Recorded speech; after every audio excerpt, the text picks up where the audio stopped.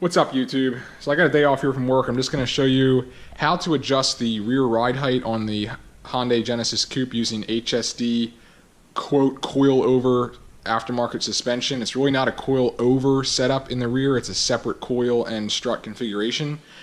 But yesterday I had an opportunity. It's rare to get 2 days off, but anyway, yesterday I was able to do the left rear, and I dropped the rear ride height by roughly 3 millimeters. I wasn't shooting for a whole lot. I just wanted to drop the rear by a little bit. I'm measuring basically when it's at resting state on the ground. I'm just using a metric clear see-through transparent ruler, and I'm basically just measuring here, putting 0 mark at the top of the fender, inside of the fender well, at the body, and then measuring down to any reference point on the tire, which would be the same on each side. I'm trying to make sure I'm basically near the center of the wheel, so I'm basically vertical. And I'm measuring that distance, and I'm coming up with just 8.8 on this side and 8.5 on the other side, centimeters. And so I did 2 turns on the coil yesterday, and I want to show you that here, and that we basically, you can see I lowered the ride height by about 3 millimeters, which I was expecting, maybe 3 to 4. So we'll do this adjustment on the right side here, and I just wanted to say I would have done this earlier, but 2 things were kind of holding me up. One was the CNT version 3 exhaust and the resonator. So if you look at my other videos, I deleted that. I have a lot more clearance now in the mid to rear section of the undercarriage exhaust, so I'm able to run a little lower ride height, I think. And the second is, for 2 years, I've basically been wondering, why do I only have 22 millimeters roughly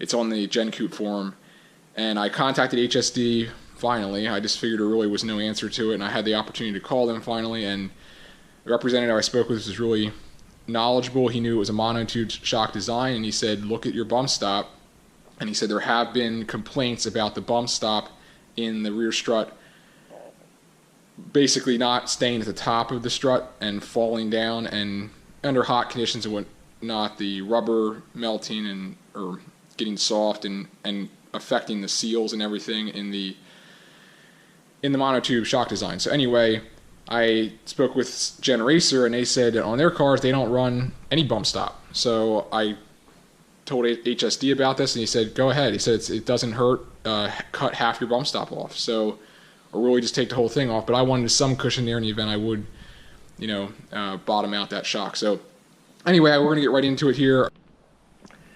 All right, before I get the wheel off here, I just want to mention, here's the Nitto Invo. I've showed you this in the videos before. I won't monger over that, but I did a little research. I read some reviews of the Goodyear Eagle F1 Supercar 3, which is on the 2017 ZL1 Camaro.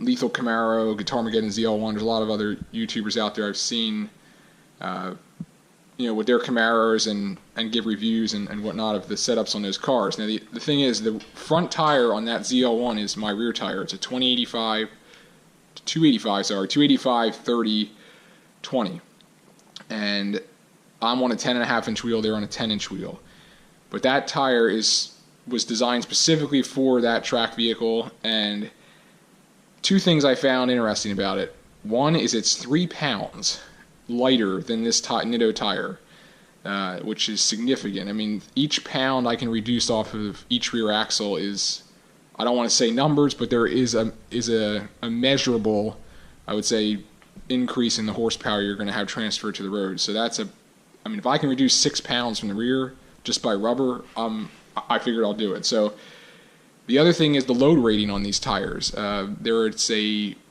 just over 1,700 pounds at 50 psi, and the Goodyear Eagle F1 Supercar 3, they are just over 1,500 pounds at 50 psi, which basically means I can run a higher tire pressure with those Goodyears rather than these Nittos. I have to run a lower tire pressure to really get the same contact pad. I just really want to try those out. I mean, I went to a Goodyear store near where I live, and I got a good price for $634, 2 tires, mounting, balancing, removing these, and I don't know what I'm going to do with these new Invos. I'm going to try to sell them, but anyway, I just wanted to say that, and it's the same tire size, but in a future video, I'm going to have a short video coming out just to show what I'm doing here with the wheel setup. The camber right now is only negative 0.9 degrees in the rear, and I really need more negative camber to run track events. So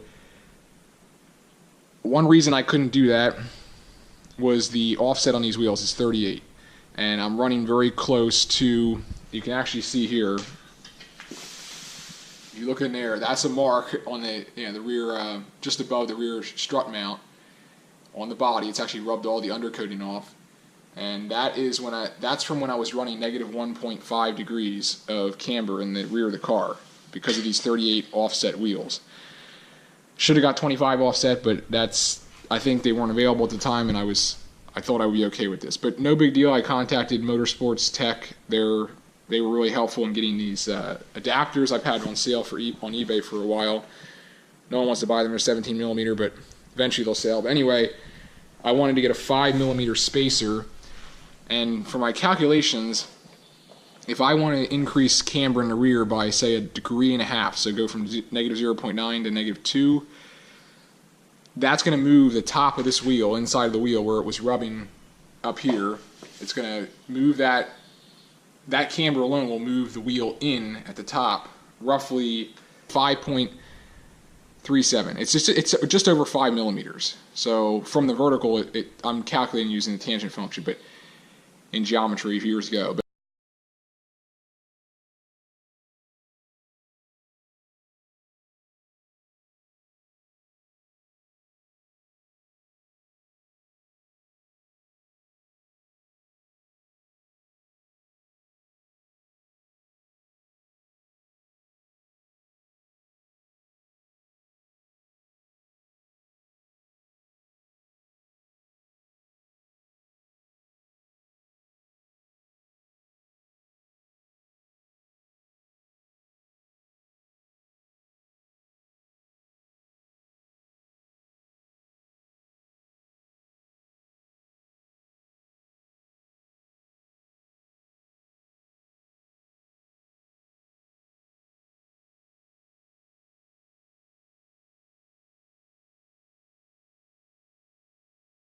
But anyway, if I increase that camber by 1.1 degrees or something, we'll move the top of this inside of the wheel just over 5 millimeters closer to that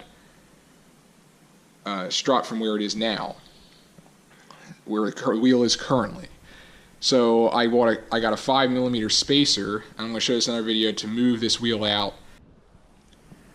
Alright, so now with the wheel off, I try to just do one thing at a time here. I think the first thing I see is I got some steel wool here. I want to clean up this hub area. I got some rust showing up there. I'll just buff the back side of the wheel, and we'll just get that ready for the spacers when I get them, and get the extended lug nuts and get everything on the car at that time. But right now we'll just look at the rear strut. So again, this is not a coilover setup. So here's the spring. There's the spring, and there is the strut. So they're separate. And every time I take this off, you can see the boot here is basically, the dust boot is too long for the strut. And every time I take it off, it's inverted, like in a bowl shape at the top.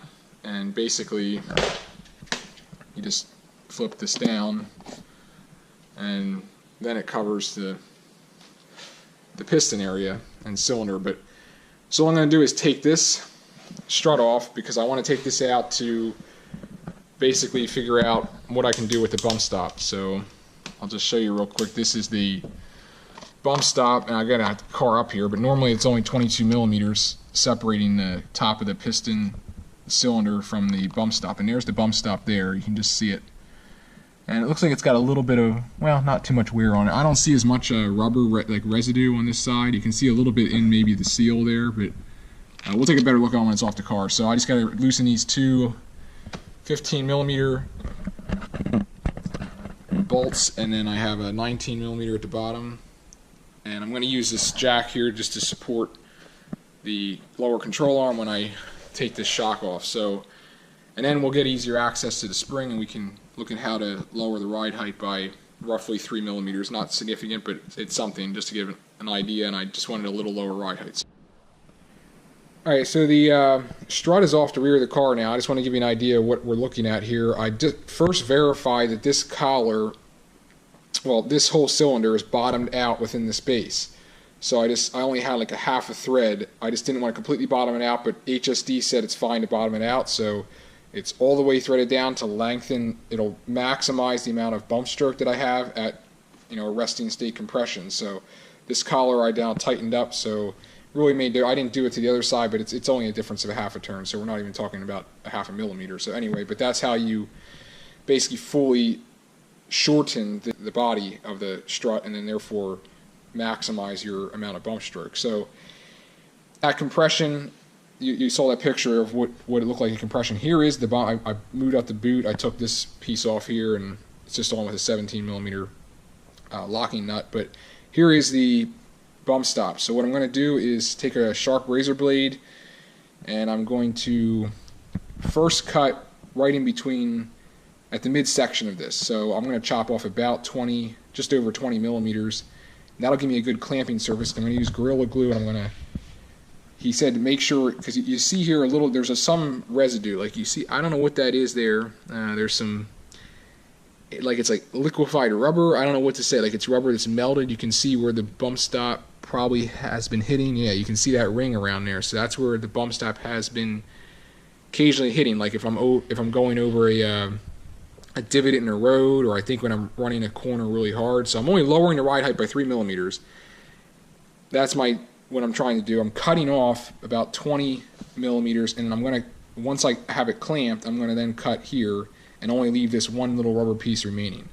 So it's very unlikely I'm ever going to reach the bump stop after doing this. So it should it should prevent having to ever, wonder if I'm resting on the bump stop, hitting a corner hard, or, and like I said, I'm not the only one doing this. A lot of people just don't use bump stop at all, but I guess in the event it would fully compress if I run the dampener soft enough, which I'm going to see where that threshold is, but you don't really want metal to metal contact here. So I just figure I'll lose a little rubber cushion just in the rare event that would ever happen. So given how much I am actually chopping off and how much more bump stroke that's going to allow, I'll have 22 millimeters, which is what I had, plus say at least 25 or so, at least, maybe more like, so that I'm cutting off. So my bump stroke will be increased to 47 to almost 50, and my rebound stroke is 45. So it'll be about equal. I think that's a good setup that I see. So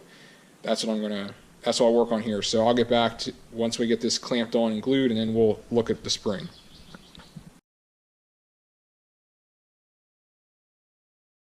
You can see the Gorilla Glue starting to ooze out. I mean, I cleaned it with alcohol, prepared the surface, put a little damp towel, got some moisture in there, applied the glue. So that's going to take about 2 hours or so to dry more or less thoroughly. But you can see all this rubber residue that's on the piston. So I'll have to clean this all off with alcohol, and then apply just a real light thin coat of WD-40.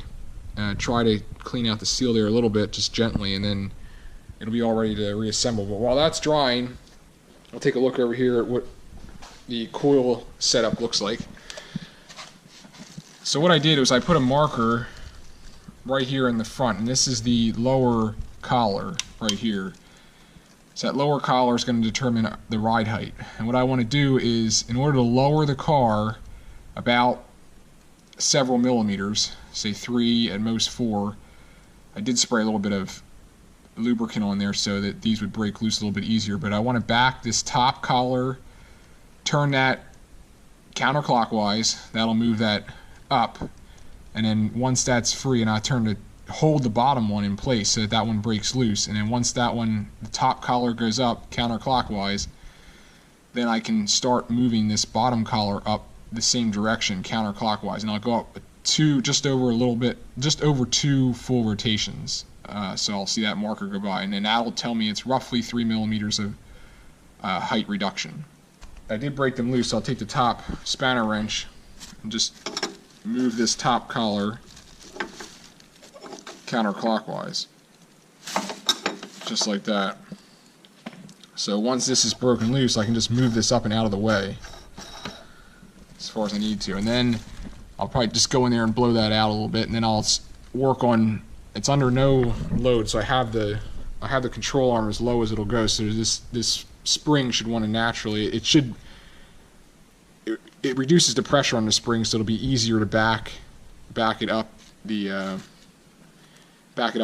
main mount here. So I'll just back this out 2 turns. Alright, so that didn't take too long. All I did was use the spanner wrench and basically just locking it in this location here.